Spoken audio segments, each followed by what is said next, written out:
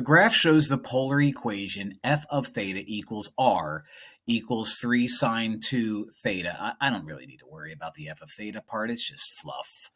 It's graphed on the interval 0, 2 pi, as most polar functions are. A student, U, wants to trace over the portion represented by the interval pi over 2 pi. Where in the polar coordinate system would this portion of f of theta or r be found? So I'm talking about quadrants here. Now, if you're ever trying to view a polar graph and you're having a hard time viewing it, don't view it as the polar graph. View it as its regular trig function. Okay? So if we have a regular trig function, 3 sine 2x, for example, we would go up to 3, we know that. We would go down to -3, we know that. The frequency is 2. If the frequency is 2, that makes the period 2 pi over the frequency, or 2 pi over 2, which makes the period pi.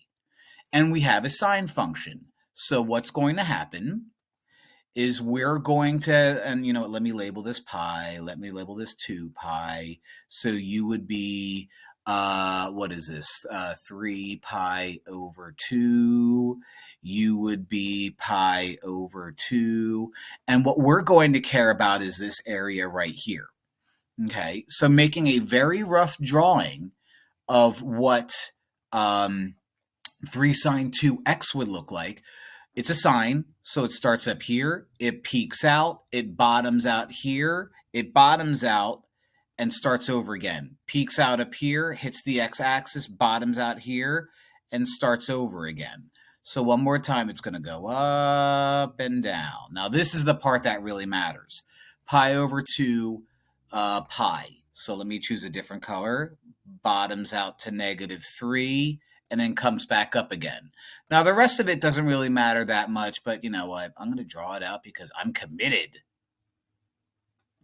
All right, so this is what we care about.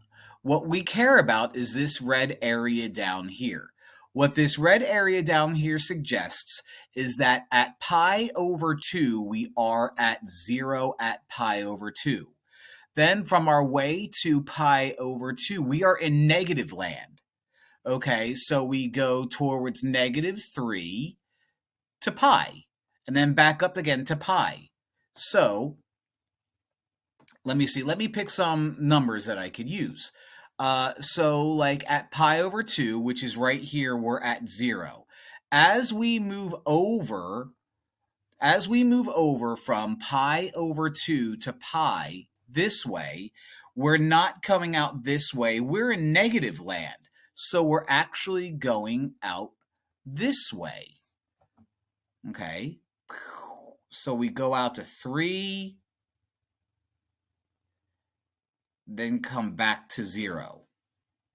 So from pi over 2 to pi, we go out to -3, which is 3 in the opposite direction, and go back to 0, and then we're done. Well, that's what I did.